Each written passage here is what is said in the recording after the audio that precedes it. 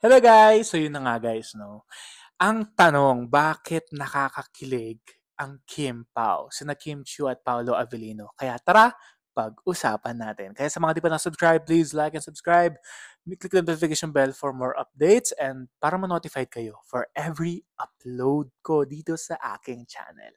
So ito na nga guys, no? Itong tanong na ito, parang naisip ko lang na gawing content kasi ako rin, personally, parang hindi ko rin alam kung ano yung pinaka-turning point bakit ako naging fan or ba't ako kinikilig sa Kim Pao.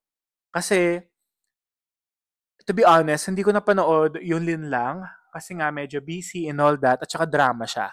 Tsaka parang napapanood ko na rin kasi minsan yung scenes nila sa TikTok kaya hindi ko siya parang talaga nasubay. Kasi actually, no, nung na-busy din talaga ako, like last year, wala na rin talaga ako nasubaybayan na teleserye, both GMA man yan or ABS. Puro movies na lang on Netflix kasi nga medyo busy din talaga. In all honesty. Yon. So, okay, let's start. Nagtambal sila sa Linlang. And apparently, yung sabog yung notification ko, yung FYP ko sa TikTok kapag siling lumalabas. Like, nangyari yun kasi nung kasagsagan nung parang breakup nila ni Sian Lim. Yung kwento, di ba? Let's start with that. Yung kwento nila, Sian and Kim Chiu na hindi na sila okay and then they said na nga na hiwalay na nga talaga sila. Nag-conclude na yung mga tao, nagsilabasan na yung mga eme-eme, mga videos, tapos nag-delete na nga nila yung mga vlogs nila together sa kanilang channel. Tapos, ayun na nga, parang medyo breakdown moment to ni Kim Chiu kasi talaga nasasaktan din talaga siya. Tapos parang mas una siyang napalitan sa puso ni Zian kasi nga na-reveal na nga ni Zian na meron na nga siyang girlfriend. 'Di ba? Parang yung medyo nakakasad. Tapos umiyak siya sa isang interview, parang wag na natin pag-usapan. Tapos sabi nga niya, yun na nga, it came to a point na parang lahat ng mga tao na nag-simpat siya kay Kim Chiu because of what she's been going through, 'di ba? As a woman, 'di ba? Kapag babae, 'di ba? Kapag babae kasi iba talaga rin kasi yung yung outcome sa kapag nag-break kayo ng long time boyfriend mo. Parang actually no, parang napapansin ko may clip kasi dun parang kulang na lang talaga Sing-Sing. Ready na magpakasal si Kim Chiu. Parang ganun, no? Correct me if I'm wrong. Parang may time kasi sa Showtime, parang kulang na lang daw Sing-Sing, kulang na lang. Kasi marriage talagang okay na daw sila okay na daw si Kim Chiu, parang ready na talaga daw siya. Kasi 7 years is 7 years. Talagang kung may 7 years kang partner, parang alam mong siya na. Kasi hindi naman kayo mag invest ng time together, years together, vacation together, dates together, gifts giving together kung hindi kayo in the end, 'di ba? Parang ano to? Laro, 'di ba? Parang I'm not good bilang love advisor, no? Pero napapansin ko lang kasi napakahirap kung gano'n yung sitwasyon. Like, pinatagal nyo, hindi rin naman pala kayo. Like, ano ba yung naging problema? So, yun, enough with that.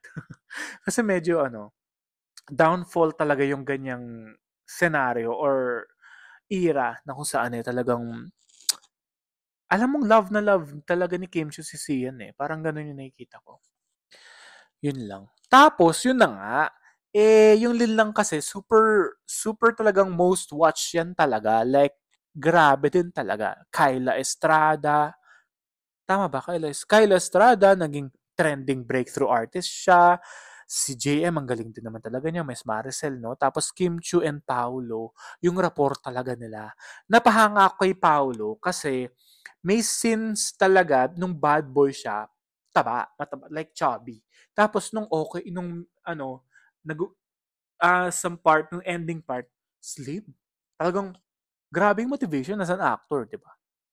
Ayun. Um, Actually, Kim Chiu and Paolo Avellino, napanood ko na yung mga gawa nila, like mga pelikula nila, separately. Like, yung hindi ko lang yata napanood kay Kim Chiu, yung Always nila ni Zian. Kasi parang Viva kasi yun.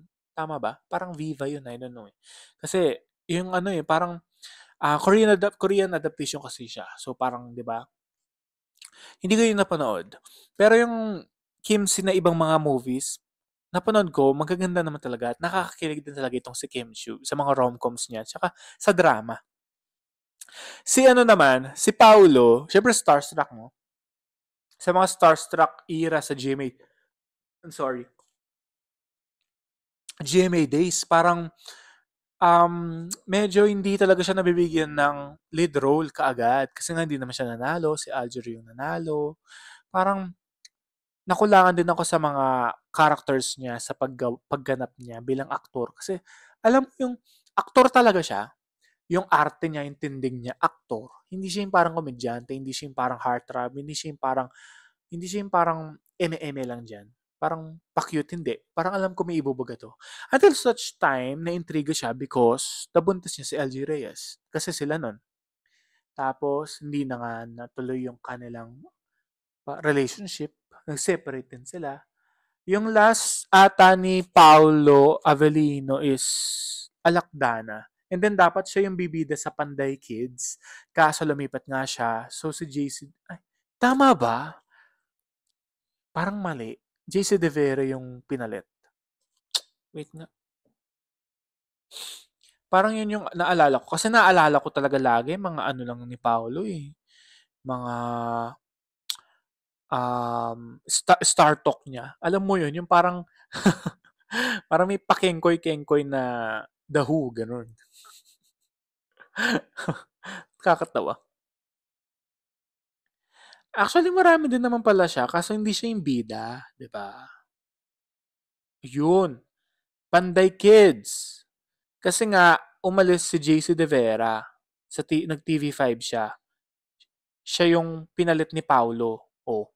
Tapos, Alakdana. Sabi ko na yung Alakdana yung last niya. And then, first, ano niya, guesting niya sa, or lipat niya, 100 days. Yun. Tapos ayun, actually. Tapos nung ABS-CBN days niya, syempre marami rin siya mga contemporary dyan, no? Parang ang hirap din ganun, makilevel kina Piolo, Papa P, John Lloyd, Jericho, parang hirap pumapel, 'di ba? Jake Cuenca, Gerald Anderson, yun yung kasagsagan talaga ng mga heartthrobs, yung mga leading man talagang, "Hoy, wag ka diyan. Nandito kami." Parang ganoon. Pero grabe din talaga itong si Paula, yung motivation, dedication niya, no? Parang with all of his crafts, tsaka yung iba-ibang mga roles niya, ang gaganda, like iba-iba. Tapos iba-iba rin yung pinaportray niya. Talagang hindi siya nakakasawa as character actor.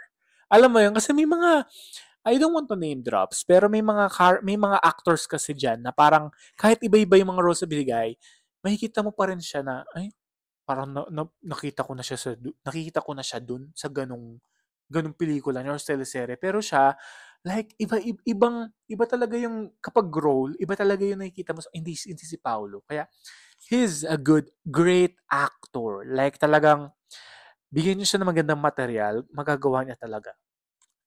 Kim Chiu naman, di ba? Like, si Kim Chiu kasi talaga, naging multimedia yan eh, di ba? Concert, naging singer siya, di ba? Naging platinum tsaka gold yung mga albums niya. Tapos nag-ASAP siya, naging dancer siya until she became a queen of the dance floor sa ASAP na parang siya na lang natira. Parang lahat kaya niyang gawin at hindi siya, parang yun na nga, sabi nilang iba, sabi nila natin, parang siya si Barbie Forteza ng GMA. Parang yes, yes, yes lang siya sa work. Kaya nung nagsama sila sa vlog, riot kasi parehas silang ugali, parehas sila ng sense of humor at nakakatawa talaga silang dalawa. Masisipag talaga sila. Ayun. So, parang tapos ngayon nagsho-showtime pa si Kim Chu, parang hello, you're a queen already.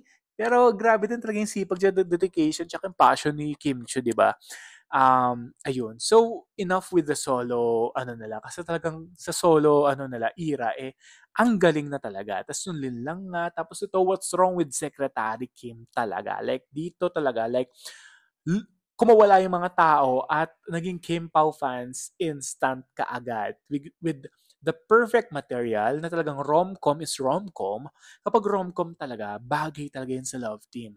Aminin natin, kahit na medyo hindi na sila kasing edad ni na Don Bell, Barda, iba yung kilig ng dalawa. Lalo-lalo na nung, 'di ba, yung What's Wrong with Secretary Kim, buti nga kay Paolo binigay. Kasi 'di ba, may mga haka-haka na dapat kay ano 'yan, kay sino kasi yun? Jake Ejercito. Dapat kay Jake Ejercito yan. Kasi parang feeling ko dismayado pa rin si Jake kasi parang dapat yata silang dalawa talaga. Pero ayun, so feeling ko nag-pick up yung linlang era, yung linlang craze ng mga tao. Kaya nagkaroon ng Kim Pao. Yeah. It's a good move as well, 'di ba? It did well. And yung What's Wrong with Secretary Kim sa View, number one talaga all throughout 'yan. Kaya yun, tuloy-tuloy na yung ano yung mga tao and all that. Tapos first time ko sila nakita sa media ko ng What's Wrong with Secretary Kim. Tapos iba talaga yung closeness nilang dalawa. Parang alam mo yun, parang nakakakilig talaga sila. Wala pa silang ginagawa. Tinginan pa lang sila. Like, wala pa silang sinasabi. Nakakakilig na. Tapos yung gestures nila, alam mo yun, yung parang, alam mong hindi pa sila, pero nakakakilig. Yun yung maganda. Like, alam mong wala silang pinapatunayan sa tao, pero sa material na ginagawa nila, meron at merong dating.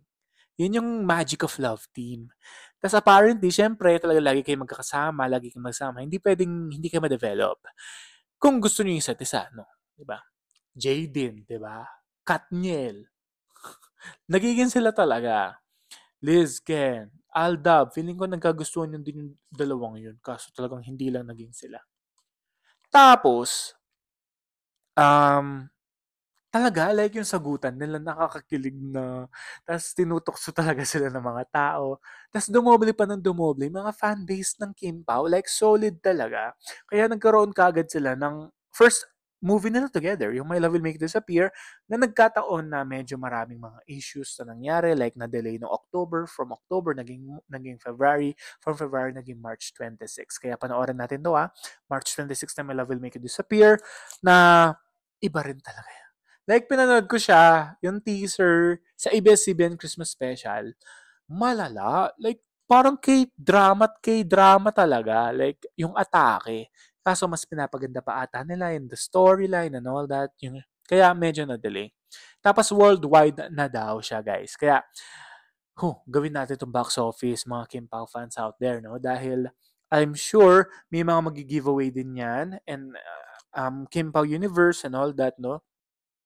Ang tutulong din talaga ako for that, mas ma-hype tsaka mas makita ng mga tao yung material na gagawin ng Kim Pao sa kanilang first ever movie. Ayun. So, yun, parang nakakaano talaga sila, like, parang ang happy natin kapag naging sila.